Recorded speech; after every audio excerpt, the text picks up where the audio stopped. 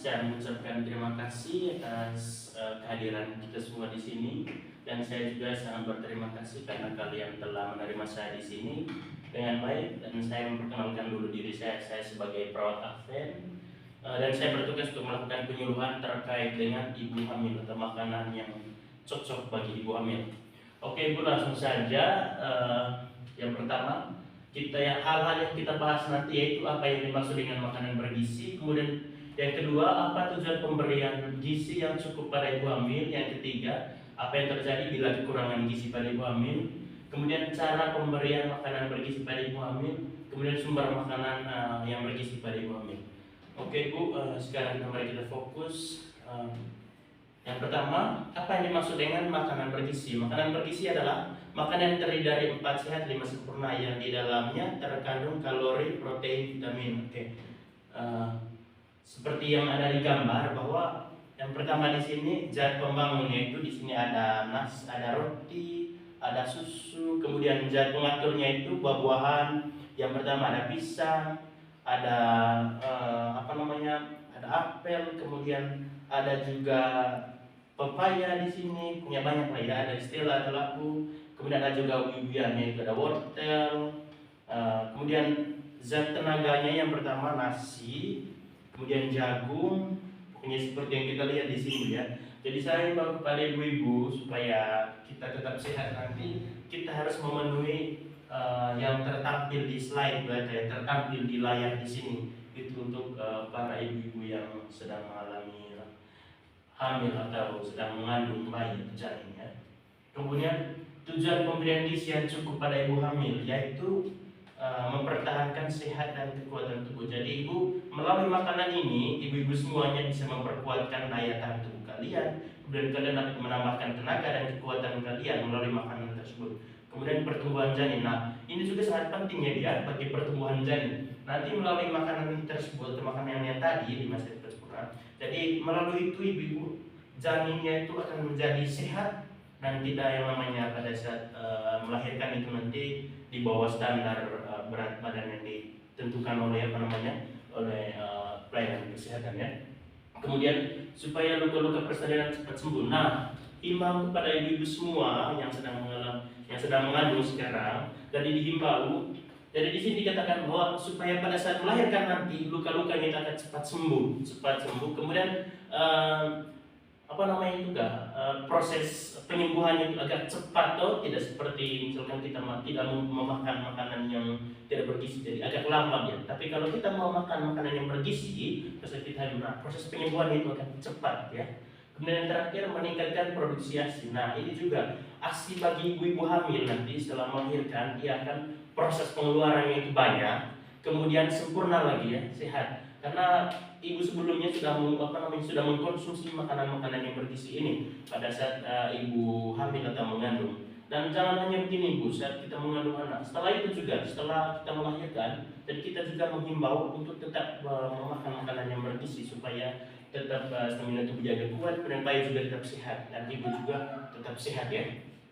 Kemudian yang terjadi bila kekurangan gizi. Nah, seperti kita ketahui ibu bahwa kebanyakan sekarang itu ada yang kekurangan gizi gitu ya pada saat ibu hamil, kemudian jarang sekali atau tidak terlalu fokus atau tidak terlalu paku pada makanan yang bergizi ini. Yang pertama yang terjadi pada ibu hamil itu, yang pertama, pengaruh bayi ibu hamil itu ibu lemah dan kurang nafsu makan, perdarahan masa kehamilan, kemungkinan infeksi tinggi. Nah, kalau ini terjadi bila kekurangan gizi ibu, mungkin ibu-ibu semuanya pernah mengalami ini. Jadi itu namanya kekurangan gizi ya, kekurangan makanan gizi pada saat kita hamil. Nah, yang pertama di situ kekurangan nafsu makan dan lemah. Jadi kalau kita pada saat kita hamil kemudian ibu-ibu juga tidak nafsu makan, itu namanya ibu kekurangan gizi ya. Jadi dihimbau supaya tetap meningkat nafsu makannya agar kita fokus pada makanan yang sudah saya tayangkan sebelumnya. Kemudian pengaruh pada waktu persalinan sulit dan lama. Nah itu ibu, kalau kita tidak mengkonsumsi makanan yang bergizi, persalinan agak lama. Kemudian persalinan sebelum waktunya atau prematur. Jadi misalkan kita kan pada umumnya kan 9 bulan.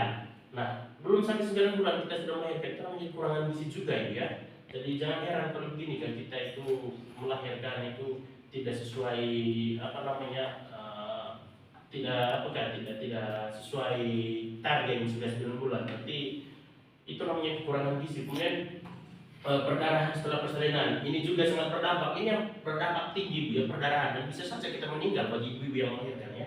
Itu karena kekurangan makanan gizi. Kemudian pengaruh pada janin, nah, keguguran, bayi lahir mati, berat badan lahir, dan seperti tahu tadi. Kalau kita mau pada sakit hamil tidak mengkonsumsi makanan yang bergizi, nah dia itu berat badan bayi itu akan rendah, yang saya tahu tadi di bawah standar yang sudah dipatokkan oleh pelayanan kesehatan. Dan keguguran itu juga kekurangan ya, kekurangan apa namanya makanan gizi pada saat kita mengandung bayi itu. Kemudian bayi lahir mati, langsung mati gitu kayak. Jadi itu ya, jadi dihimbau untuk ibu-ibu yang sedang hamil, tolong ya supaya kita semua tetap terselamat, tetap terjaga, konsumsilah makanan yang bergizi supaya tidak terjadi seperti masalah sebelumnya tadi. Kemudian makanan yang hamil, yang pertama training satu bulan, yaitu 1 bulan, 1 sampai 3 kali dalam sebulan, ibu 1 sampai 3 kali ya kita mengkonsumsi atau makan makanan yang bergizi. Jangan tiap hari juga sih, 1 sampai 3 kali dalam sebulan ya, 1 sampai 3 kali dalam sebulan. Kemudian berikan makanan yang konsumsi tetapi sering dan yang sangat segar dan tidak merangsang lambung, seperti yang buah-buahan itu tadi, roti, susu ya Bu ya. Itu untuk trimester 1 atau bulan pertama. Kemudian trimester 2 yaitu untuk bulan kedua, 4 sampai 6 kali ya dalam apa namanya itu dalam 1 bulan ya. Itu untuk bulan-bulan bisa kita konsumsi makanan itu konsumsi makanan bergizi kan. Kemudian pada trimester 2 nafsu makan ibu biasanya sudah meningkat, kebutuhan akan zat gizi tenaga, demikian juga kebutuhan zat pembangun dan zat penguat. Jadi sudah kita tahu tadi bahwa di trimester kedua, jadi nafsu makan itu sangat tinggi bagi ibu hamil ya. Jadi ibu jadi himbau supaya kita semua tetap sehat, akan selalu konsumsi makanan yang bergizi. Kemudian trimester 3 bulan 7 sampai 9, yaitu pada saat ini janin mengalami pertumbuhan dan perkembangan yang sangat pesat, dan makanan yang banyak mengandung lemak dan hidrat, seperti makanan yang manis-manis dan gorengan dikurangi. Nah ini Bu, di bulan yang ke-7 dan sampai 9, termin 3 ya, trimester 3, jadi dihimbau bahwa di sini pertumbuhan dan perkembangan yang sangat pesat, kemudian bahan makanan yang banyak mengandung lemak, hidrat, arang seperti makanan yang manis-manis dan gorengan. Jadi itu ya dihimbau juga untuk kita akan konsumsi makanan yang tidak ada lemak, contohnya gorengan gitu ya. Kemudian sumber makanan ibu hamil. Nah, sumbernya itu yang pertama kalori. Sumber kalori yang pertama beras, jagung, gandum, dan kentang atau ubian yang saya sudah tayangkan di sebelumnya tadi ibu-ibu ya. Jadi dihimbau pada ibu. Tekan di kampung ini kita banyak sekali makanan kan, ini sumber-sumber kalori ini. Nah, yang kedua protein. Nah, yang pertama sumber protein. Sumber protein itu kacang atau kedelai, tahu, tempe. Jadi dihimbau untuk makan tempe, tapi jangan sering, jangan selalu tiap hari sekali ya. Bisa juga ya berapa kali dalam sebulan atau seminggu gitu. Hewan, kemudian ikan, telur dan lain-lain ya. Jadi kita dihimbau untuk makan ikan dan telur ya. Jadi untuk ibu Vini yang sudah mengandung 9 bulan, sebentar lagi melahirkan, dihimbau ibu ya supaya makan ini Bu ya, supaya bayinya sehat dan proses luka proses pada saat melahirkan nanti akan meningkat ya ibu ya. Tidak gini Kak, tidak lama gitu, cepat ya proses penyembuhannya ibu ya, karena sebentar lagi ibu akan partus. Kemudian kedua asam folat, yaitu sumber folat yang pertama hati, brokoli, sayur berdaun hijau, dan kacang, ikan, dan daging telur. Yang mesti kasih tahu seperti pada gambar ini ya. Ada avokat, ada brokoli, ada sayur, kemudian ada juga pisang itu seperti yang saya tayangkan di sini ya. Kemudian yang kedua zat besi. Nah, sumber zat besi yang pertama daging merah, unas, ikan, kacang, dan makanan laut seperti yang ini ya, ikan-ikan seperti itu.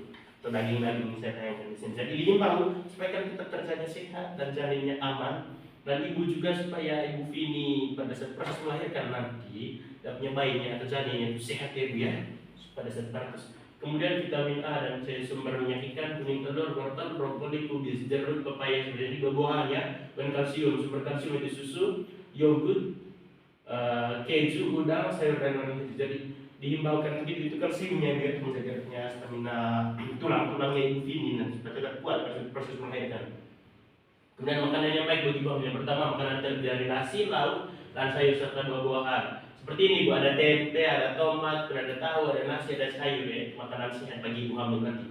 Kemudian makanan lebih banyak Nah, biasanya oleh karena diperlukan bagi bayi yang dikandungnya. Nah, yang dikandungannya. Jadi ibu memakan makanan itu kan untuk menjaga kesehatan bayi yang ada dalam kandungan ibu ya.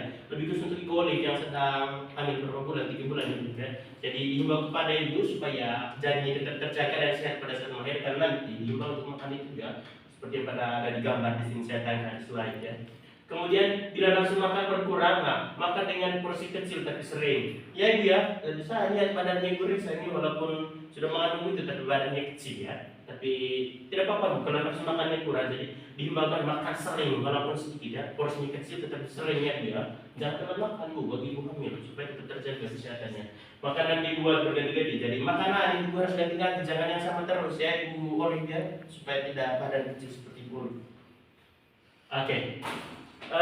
Baik ibu-ibu, jadi itu adalah himbauan untuk ibu atau penyuluhan terkait kesehatan bagi ibu hamil pada saat kita mengandung janin atau bayi supaya pada saat proses kelahiran tetap terjaga dan tetap stamina tubuh ibu juga tetap terjaga baik, bagus, sehat. Kita harus dihimbaukan tadi untuk mengkonsumsi makanan-makanan bergizi.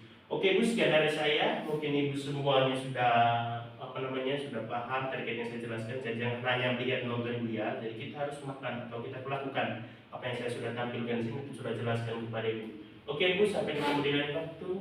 Terima kasih kehadiran kalian semua. Mungkin ada kata-kata yang tidak bagus, jadi saya minta maaf. Kembalikan ke saya jika ada yang baik itu yang dipakai. Terima kasih Bu ya, selamat sore. Selamat sore.